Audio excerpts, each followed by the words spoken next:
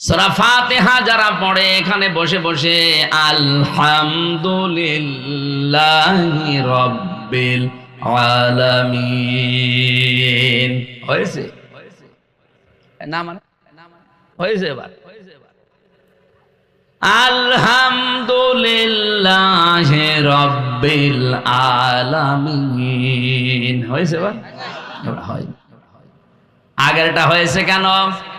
হামদ শব্দটা ভেতর থেকে উচ্চারণ করা লাগে, কারণ হামদ আর হামদ ছোট হার বড় হা দিলে আকাশ পাতাল হয়ে যাচ্ছে।